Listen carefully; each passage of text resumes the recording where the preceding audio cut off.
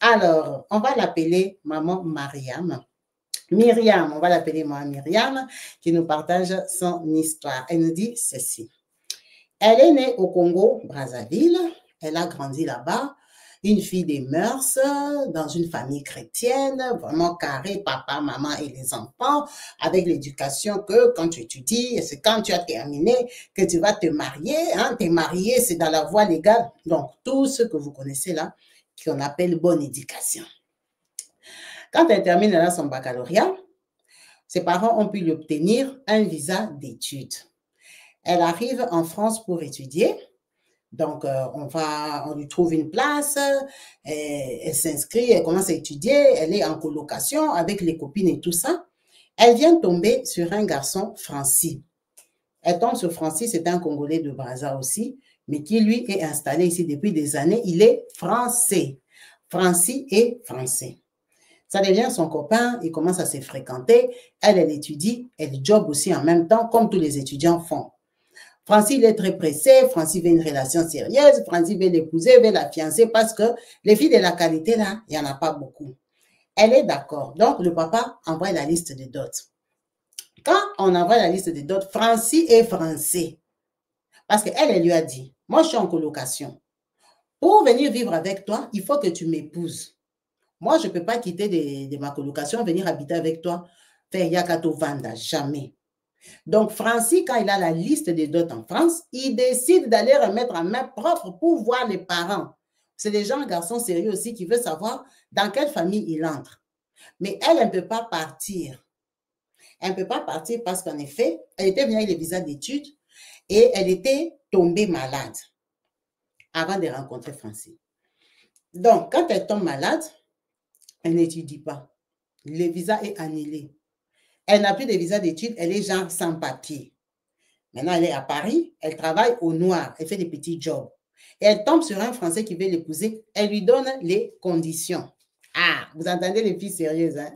Le garçon accepte, donc il dit qu'il va aller la doter à Brazzaville. Il prend l'avion. Il arrive là-bas, ils font la dot, elle est représentée par sa petite sœur. Elle est représentée par sa petite sœur. Là, c'est en 2021, hein, parce qu'elle est venue ici en 2020. Elle a dit, nous sommes les gens, la vague qu'on appelle visa Covid. Donc, en 2021, le garçon va, il épouse, ils font la date, elle s'est mariée. Quand elle revient, elle accepte d'aller habiter avec lui. Il est français. Quand elle arrive là-bas, donc, elle n'a pas les papiers. Ça veut dire, elle doit au moins porter la grossesse, accoucher. Peut-être derrière ça, elle peut avoir les papiers, puis être régularisée, être utile. Le garçon travaille, tout se passe bien et tout ça. Elle tombe enceinte. Première grossesse. Elle garde ça. Combien de semaines? 6 semaines. La grossesse, elle fait une fausse couche. Elle perd le bébé. Ah, les gens regardent seulement, bon, elle a perdu les bébés, c'est normal et tout ça, elle est jeune, ça peut arriver, quelqu'un peut perdre les bébés. Ok, elle reste encore. 2 mois après, elle tombe enceinte. La grossesse reste 8 semaines.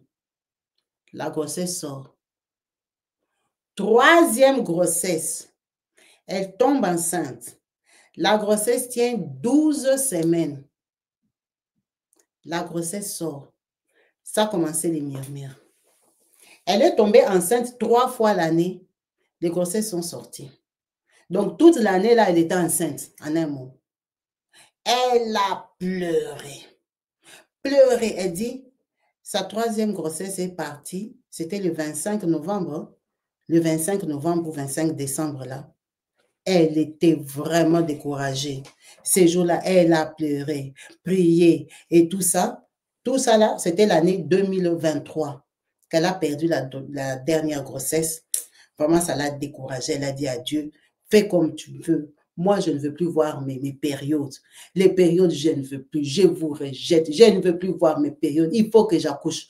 Pourquoi? Parce que dans la famille, ça parlait. Elle est venue se marier. Elle a donné sa petite sœur. Les mariages, c'est pour sa petite sœur. Elle dit, Mama Kabibi, avec les croyances d'aujourd'hui, qu'est-ce qu'on n'a pas dit?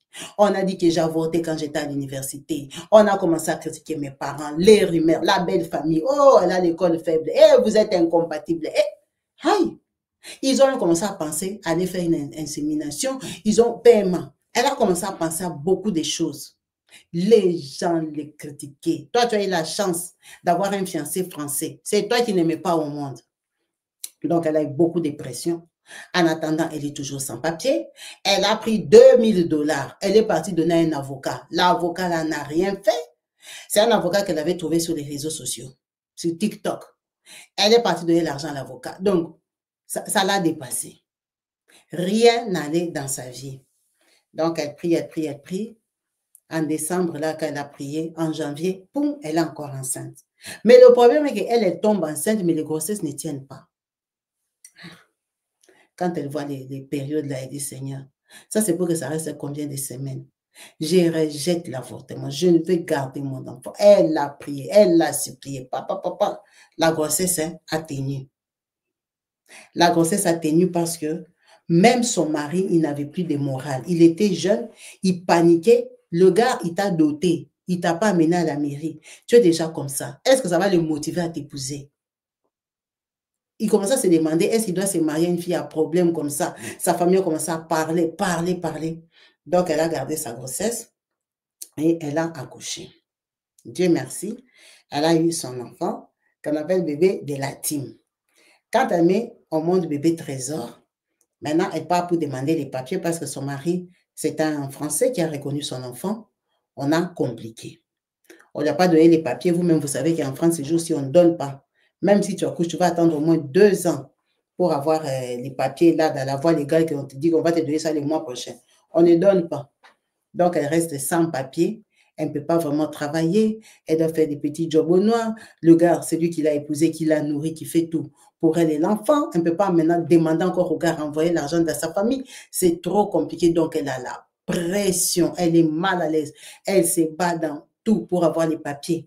C'est une fille de Dolisie. On l'avait jetée à la sécurité sociale parce qu'elle n'a pas de papier. Donc, elle n'a droit à aucun soin. Donc, elle dit, comment je vais faire sans soin, moi et l'enfant? Comment je n'ai plus de droits dans ces pays? Dans ces pays, donc moi, je ne dois même pas me blesser. Tout, je paye. Le souci, tu as un bébé. Donc, il y a une copine qui lui dit, non, il faut aller à l'assurance maladie. Tu as peut-être des droits comme ci, comme ci, comme ci. On lui donne les droits qu'elle a. Elle part à l'assistance maladie. Assurance maladie, elle tombe sur une dame qu'on va appeler raciste. La dame là, l'a compliqué, lui a dit que tu n'as aucun droit, tu as avis de quitter le territoire, parce qu'elle avait avis de quitter le territoire. Tu ne dois pas être en France, en plus tu te permets de venir me demander la sécurité sociale et tout, et tout, et tout. Sors de mon bureau. Donc elle sort du bureau. Maintenant, ces jours-là, elle regardait l'émission ici des témoignages. Quand elle regardait ça, elle entend, moi je suis en train de parler, moi Kabibi, je suis en train de donner l'exemple. Je dis, pourquoi? Toi, quand tu es parti quelque part, on t'a chassé, tu es parti pour toujours, il faut retourner. Parfois, quand tu retournes là-bas, on se fatigue même de toi, on te dit que c'est quoi ton cas? C'est quoi ton problème? Il ne faut pas lâcher, il faut foncer. C'est moi comme je parle là. Elle a dit, Kabibi, quand tu as parlé comme ça, m'a fait tic. Je me suis dit, mais moi, je suis partie à la sécurité sociale. On m'a chassé, la maman là m'a chassé, m'a démontré que je n'ai droit à rien, mais elle était genre très dure, très raciste, donc elle ne voulait même pas entendre ce que je disais. Pourquoi je ne retourne pas? C'est une porte où on m'a chassé, mais c'est un papier dont j'ai vraiment besoin. Elle a dit, je vais retourner même pour voir combien de fois ils vont me chasser. Quand elle retourne, elle ne part pas faire la queue, la même queue où elle était partie la dernière fois. Donc, elle part, elle fait une autre queue. On la reçoit par une autre assistante sociale. Elle explique, oh, moi, je n'ai rien, je n'ai pas de soins et tout ça. L'assistante sociale lui demande sa carte. Hein. Elle dit, elle n'a pas de carte, elle a le passeport. L'assistante sociale prend les passeports, elle fait ça, photocopie, elle lui donne la CMUC, les papiers maladie, jusqu'en 2026. Ah, ça s'est fait nulle part. Avis de quitter le territoire. Avec un bébé, on va te donner les papiers à la sécurité sociale.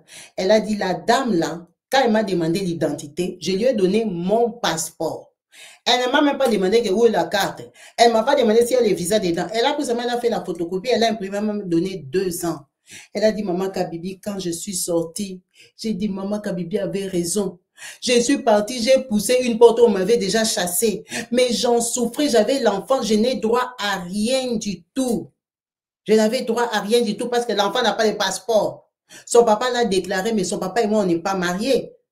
On habite ensemble, mais ça ne change pas. Aux yeux de l'immigration, c'est seulement comme si tu as fait des business, c'est comme si, comme tout le monde, quoi. Tu es parent français, mais qu'est-ce qu'ils en ont à foutre que vous habitez ensemble ou pas?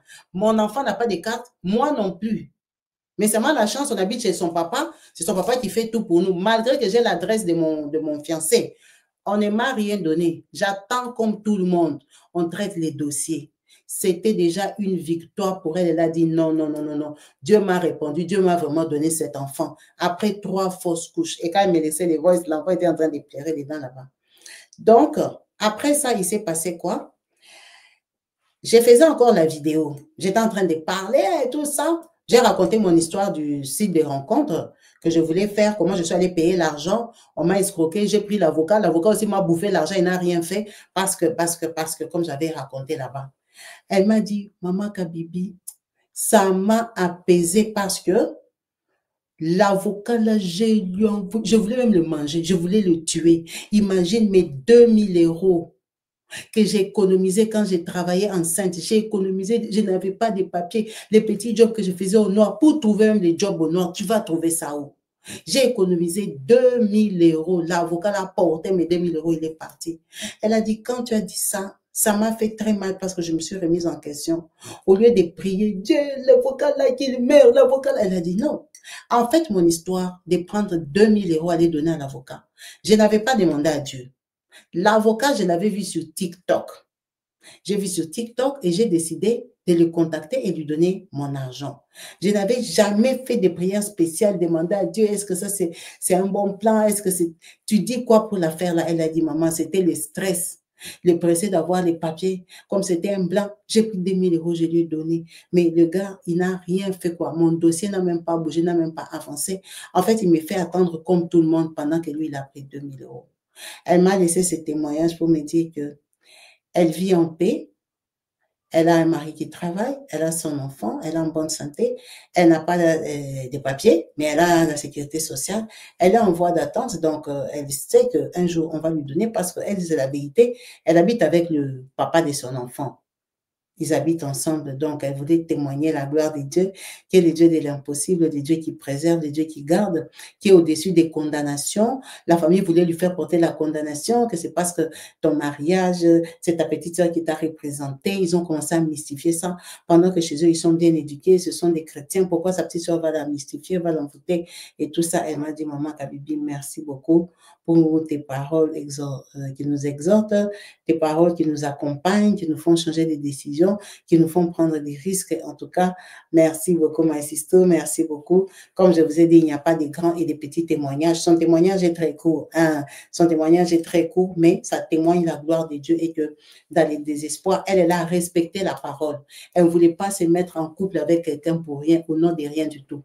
Elle voulait qu'on l'épouse. Le gars a respecté, il a attendu. C'est quand il est parti la doter qu'elle a déménagé, elle est venue habiter. Mais comment elle craint le Seigneur, elle craint la parole de Dieu, elle voulait être un homme, elle ne voulait pas être dans son ménage, commencer à réfléchir que je ne suis pas sa femme, je suis juste une copine, demain ça va finir et tout ça. Non, elle voulait la normalité, le vrai mariage, quoi, et Dieu lui a donné ça. Et dans son mariage, là, il y a des fruits d'amour maintenant, il y a des enfants, elle commence à mettre au monde sans problème, elle a mis au monde son enfant sans dérangement, elle est venue témoigner la gloire de Dieu pour dire que Dieu est vivant, Dieu est merveilleux, il nous connaît chacun individuellement, nos besoins et nos plaisirs. En tout cas, elle, Dieu lui a répondu favorablement pour ce dossier-là. Merci beaucoup, maman.